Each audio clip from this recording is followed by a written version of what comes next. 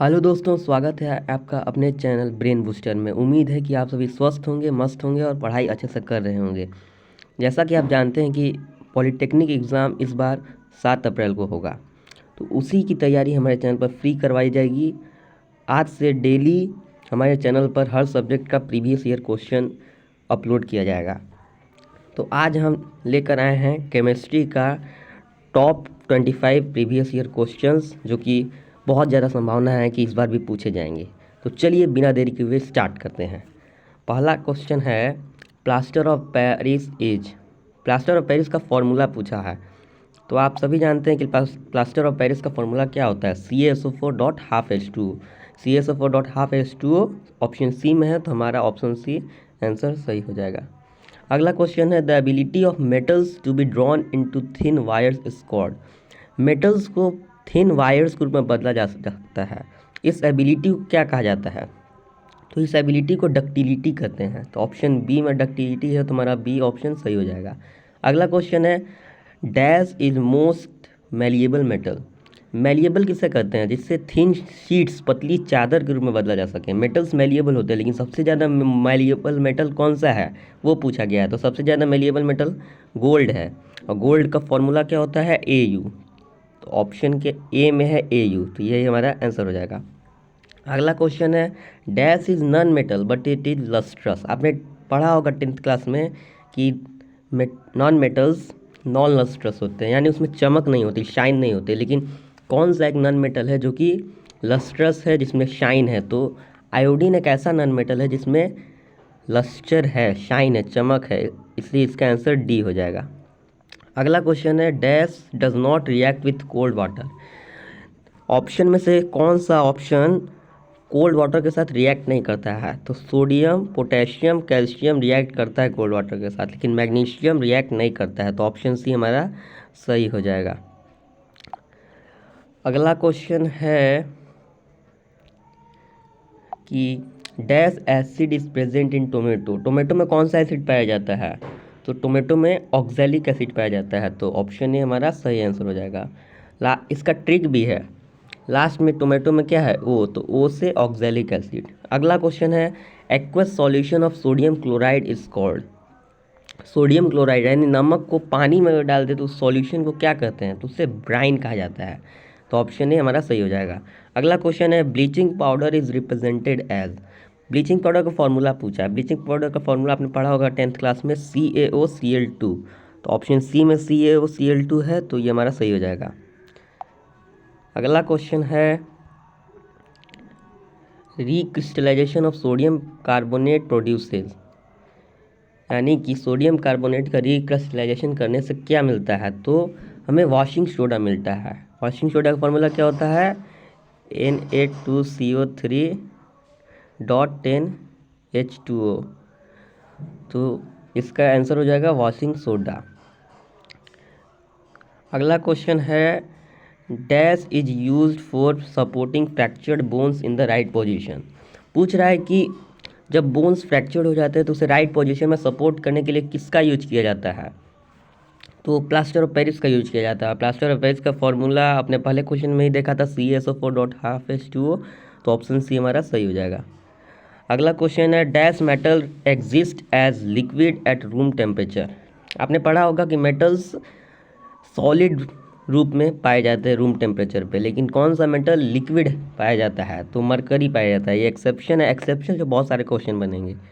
तो मरकरी पाया जाता है, तो इसका आंसर हो जाएगा मरकरी। अगला क्वेश्चन है, dash is an allotrope of carbon which is hardest in nature. पूछ रहा है कि कौन सा कार्बन का एक एलोट्रोप है, मतलब कार्बन, उसका स्ट्रक्चर कार्बन जैसा ही है और वो हार्डेस्ट सब्सटेंस भी है। तो डायमंड आप जानते ही होंगे हार्डेस्ट सब्सटेंस है, तो ऑप्शन ए सही हो जाएगा। अगला क्वेश्चन है, एम्फोटेरिक ऑक्साइड इनमें से क्या है? तो एम्फोटेरिक ऑक्साइड आप जानते ही होंगे, वैसे मेटालिक ऑक्साइड जो एसिड और बेस दोनों के साथ रिएक्ट करते हैं। तो इसमें एम्फोटेरिक ऑक्साइड कौन सा है? तो ऑप्शन डी इसका आंसर सही है, एल्यूमिनियम ऑक्साइड, ऑप्शन डी। अगला क्वेश्चन है, Na2SO4 प्लस BaCl2 का रिएक्शन है, उसके बाद प्रोडक्ट में है BaSO4 plus NaCl is an example of. ये किस टाइप का रिएक्शन है? तो इसमें डबल डिस्प्लेसमेंट रिएक्शन है। कैसे? तो ये सोडियम है क्लोरीन के साथ चला गया और बैरियम है ये सल्फेट के साथ चला गया, तो ये दोनों डिस्प्लेस हो रहे हैं, तो ये डबल डिस्प्लेसमेंट का एग्जांपल है, तो इसका आंसर हो जाएगा ऑप्शन बी। अगला क्वेश्चन है, chips manufacturers usually flush bags of chips with dash gas to prevent the chips from getting oxidised. Chips के पैकेट्स में एक गैस फिल की जाती है ताकि चिप्स ऑक्सीडाइज ना हो, ख़राब ना हो। वो गैस कौन सी होती है? तो नाइट्रोजन गैस फिल किया जाता है, तो इसका आंसर हो जाएगा ऑप्शन बी। अगला क्वेश्चन है,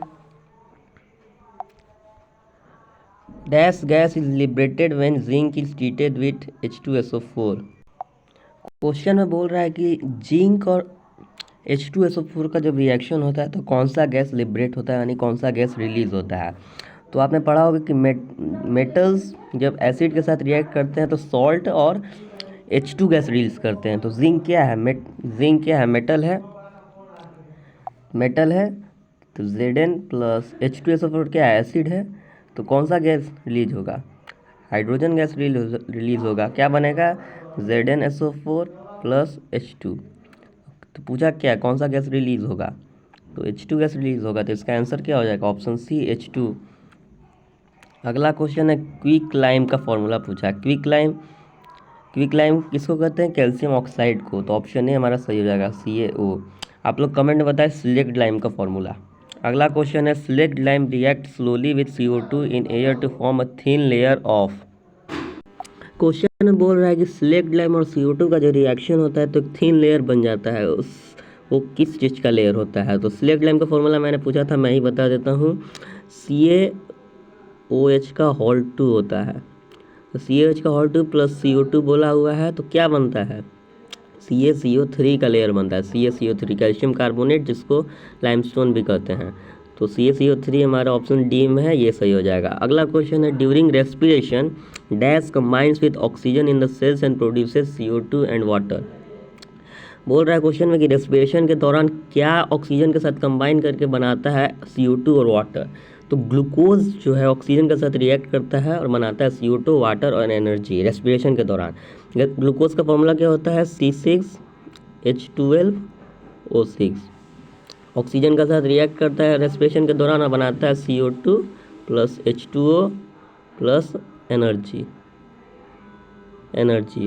तो ग्लूकोज इसका आंसर सही हो जाएगा। अगला क्वेश्चन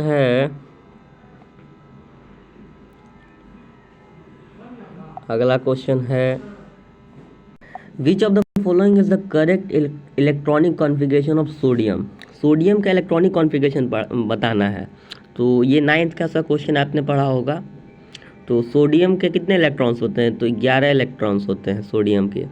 तो उसका इलेक्ट्रॉनिक कॉन्फ़िगरेशन बताना है। सोडियम के 11 इलेक्ट्रॉन्स होते हैं। तो पहले शेल में कितने इलेक्ट्रॉन्स आते हैं? तो मात्र 2 आते हैं। फिर दूसरे शेल में कितने आते हैं? तो 8 आते हैं। अभी भी 1 इलेक्ट्रॉन बचा ना, 8 2 10, 1 इलेक्ट्रॉन बचा है, तो लास्ट वाला सेल में 1 इलेक्ट्रॉन आएगा। तो ये हो गया इसका इलेक्ट्रॉनिक कॉन्फ़िगरेशन, ये ऑप्शन ए में है, तो ये हमारा सही हो जाएगा। अगला क्वेश्चन है, the first model of atom was given by. Atom का जो पहला मॉडल है वो किसने दिया था? ये 9th क्लास का ये भी क्वेश्चन है। तो इसका आंसर हो जाएगा J.J. थॉमसन ने पहला मॉडल दिया था।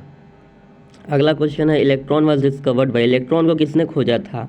तो इलेक्ट्रॉन को J.J. थॉमसन ने ही खोजा था। ऑप्शन ए इसका आंसर सही हो जाएगा।